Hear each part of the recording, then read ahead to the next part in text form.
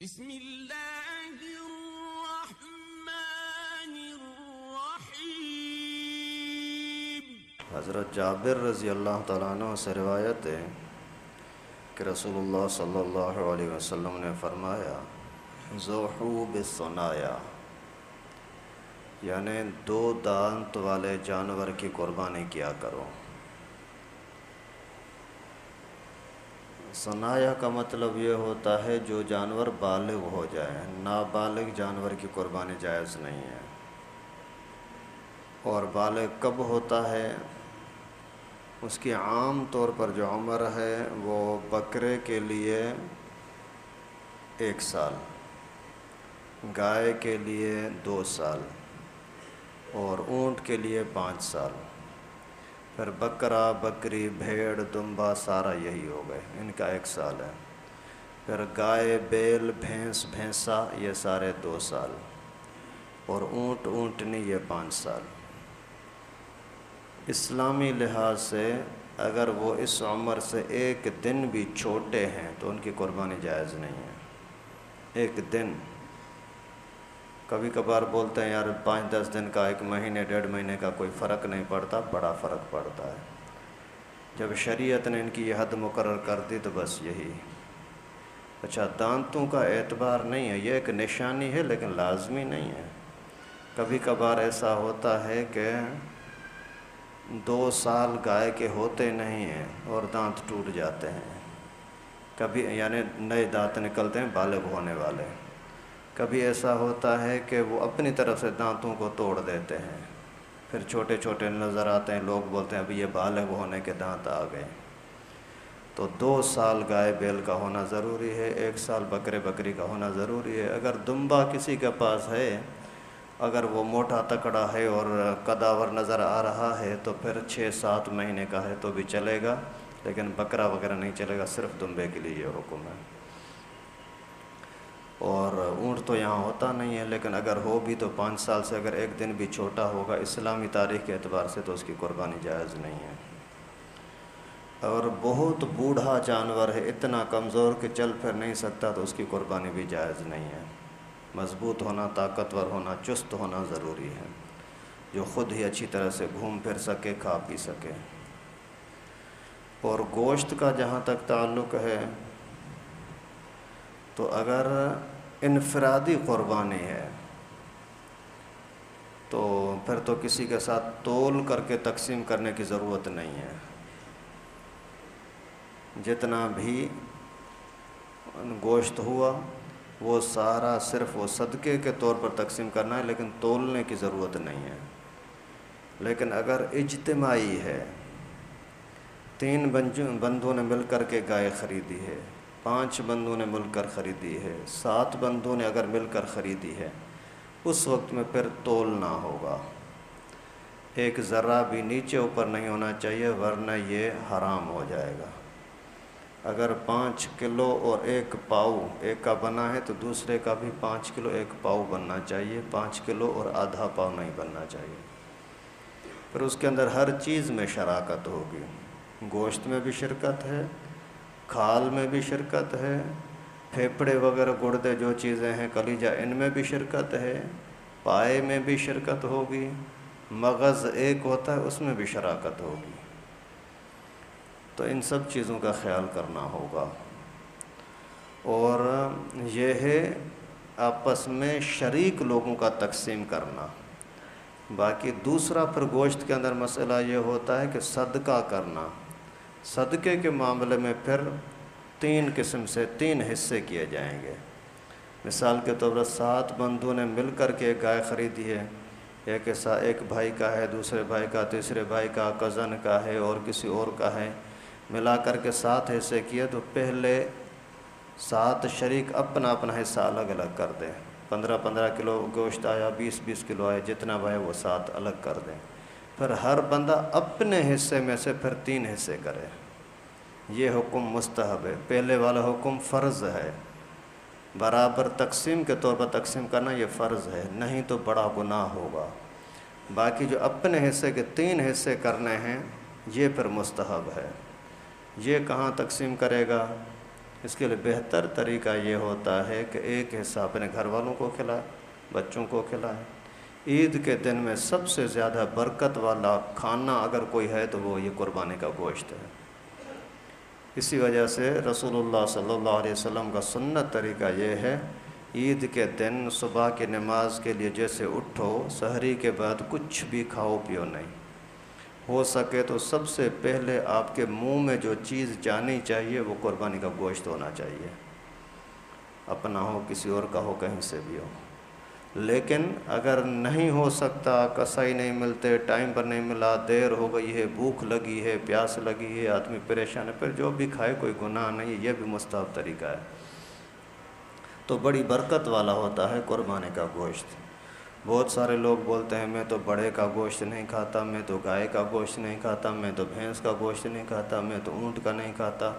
اللہ کے بندے، جب قربانی مطلب یہ اللہ کے نام پر قربان ہوا ہے، یہ خالص اللہ ہی کی طرف سے سمجھو کہ آپ کے لیے ایک ہدیہ ہے، تحفہ ہے۔ ویسے جو بندہ کبھی آپ کو 10-20 روپے کی چائے پلانے والا نہیں ہوتا، وہ 500,000 والا گوشت تمہیں کیسے دے رہا ہے؟ یہ اللہ کی طرف سے آپ کے لیے تحفہ آیا ہے، ہدیہ آیا ہے۔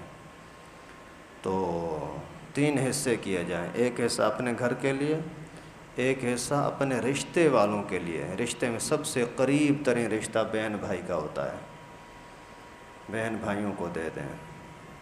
اچھا، اگر انہوں نے قربانی کی ہے تو بھی دے سکتے ہیں، لیکن کوشش یہ کریں کہ جنہوں نے قربانی نہیں کی ان کو دیں، تاکہ ضرورت مندوں تک پہنچنا زیادہ ثواب ہوگا۔ جس نے قربانی کی اس کو پہنچاؤ گے تو بھی دل خوش ہوگا، ثواب کا کام ہے، لیکن زیادہ ثواب ہی ملے گا اور اس بیچارے کی ضرورت بھی پوری ہوگی۔ اس کے لیے پھر کسی غریب کو دو تو زیادہ اچھا ہے۔ یہاں ایسا ہوتا ہے، کچھ لوگ جو خوش لوگ ہوتے ہیں، یعنی یہ بولنے کے اندر چالاک ہوتے ہیں یا پھر یاری دوستی والے، اس کے پاس خود قربانی کرنے والے سے زیادہ جمع ہو جاتا ہے، اکٹھا کرنا شروع کرتا ہے۔ کسی مؤذن کے بارے میں سنا تھا کچھ سال پہلے کہ 40 کلو گوشت اکٹھا کیا تھا، اس سے لیا، اس سے مانگا، اس سے مانگا، مانگ کر کے 40 کلو۔ ظلم ہے کیا ہے؟ تو خیر، ایک حصہ اپنے گھر کے لیے، ایک حصہ رشتہ داروں کے لیے، ایک بغیر کسی رشتے، لالچ، دوستی کے ایسے ہی جو غریب لوگ پڑوسیوں کوئی بھی ان کو دے دو، بھلے کافر ہے تو اس کو بھی دے سکتے ہو۔ آپ کے محلے میں اگر کوئی ہندو رہتا ہے، کوئی زگری شگری رہتا ہے تو بھی اس کو بھی آپ دے سکتے ہو، کیونکہ یہ زکوٰۃ کی طرح ہے، زکوٰۃ دینا فرض ہوتی ہے، وہ غیر مسلم کو دینا جائز نہیں ہوتی۔ اور قربانی کا گوشت تقسیم کرنا یہ فرض نہیں ہے، یہ میں نے آپ کو پہلے ہی بتایا کہ مستحب ہے۔ تو مستحب یعنی خیرات کے حکم میں آتا ہے، کسی کو بھی دے سکتے ہیں۔ اور اسی طریقے سے پھر رشتہ داروں کے لیے زیادہ بہتر یہ ہے کہ آپ پکا کر کھلائیں۔ کچا دینے کی بھی اجازت ہے، لیکن پکا کر کھلانے میں ڈبل محبت، تکلیف کے اندر جو ثواب ہے نا، یہ بہت زیادہ ہوتا ہے۔ اور اس کے بعد پھر گوشت کو حقدار کو نہ دینا، چھپائے رکھنا، بھلے گناہ نہ بھی ہو لیکن برکت سے پھر بھی محروم ہو جاؤ گے۔ وہ ایک واقعہ آتا ہے نا حدیث شریف میں، اللہ کے نبی کا پاک گھرانہ، نبی پاک صلی اللہ علیہ وسلم کے گھر سے زیادہ پاک کوئی دنیا کے اندر گھر ہو ہی نہیں سکتا۔ پیغمبر کریم کے گھر میں گوشت آیا، گھر والوں نے اور تقسیم کر دیا، تھوڑا سا ٹکڑا رکھ دیا، اور پیغمبر کریم صلی اللہ علیہ وسلم نے فرمایا جو کچھ آپ نے رکھا ہے یہ سمجھو کہ ضائع ہو گیا، اور جو کچھ آپ نے دے دیا وہ ہمارے لیے ذخیرہ ہو گیا۔ جو دیتے ہیں وہ ذخیرہ ہے، جو کھایا وہ تو کچرا کر کے نکال دیا۔ ایک روایت میں یہاں تک آتا ہے کہ گوشت چھپا کر کے رکھ دیا، اور جب کوئی مانگنے والا آیا اس کو نہیں دیا گیا، مانگنے والا آیا اس کو نہیں دیا، بدلے کے اندر وہ گوشت پتھر بن گیا۔ اس وجہ سے یہاں کراچی کے اندر تو ایسا بھی سنا ہے، کچھ لوگ ان دنوں کے اندر نیا ڈیپ فریزر خریدتے ہیں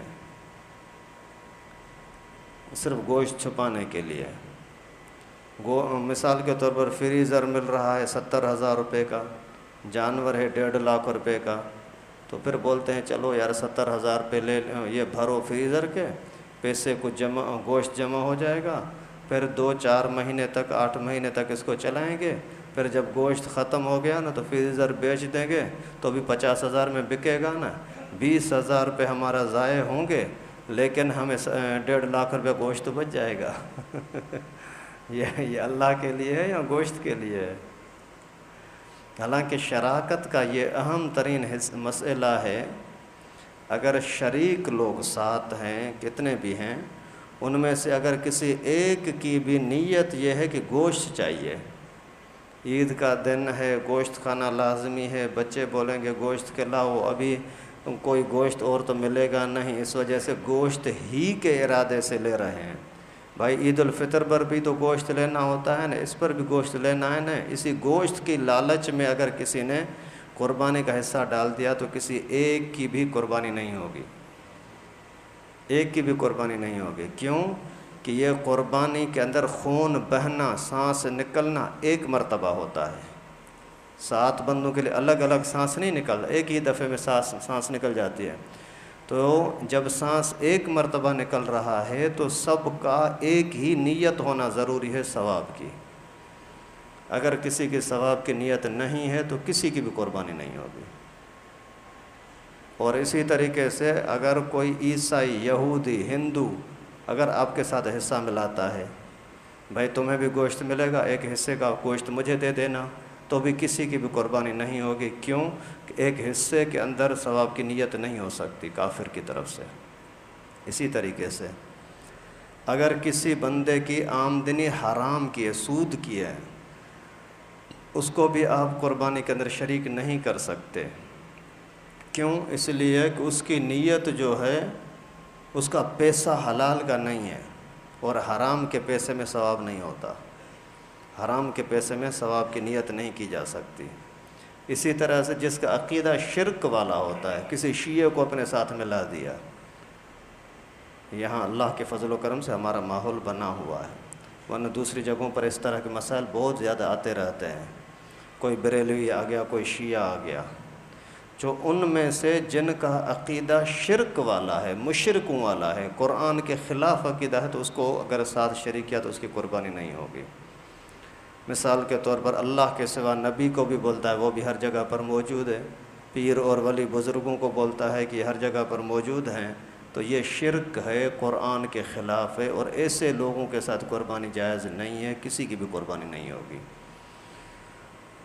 اچھا، ٹائم کم ہے، کل آخری دن ہوگا شاید، اس وجہ سے ابھی تھوڑا اور بھی مسائل بتانے ہیں، بتا دیتا ہوں۔ اگر کسی کو جلدی ہے بھلے جاؤ، نہیں جاؤ گے تو ثواب ملے گا، آپ کی مرضی ہے۔ اچھا، پھر یہ گوشت کے اہم مسائل سمجھنے کے بعد یہ سمجھیں کہ ذبح کے مسائل کا بھی خیال رکھیں، کوشش کریں ذبح آپ خود کریں۔ اگر آپ خود نہیں کر سکتے تو کسی نیک نمازی سے جانور کو ذبح کرائیں، بے نمازی سے جانوروں کو ذبح نہ کرائیں، جانوروں کو تکلیف ہوتی ہے، تکلیف ہوتی ہے۔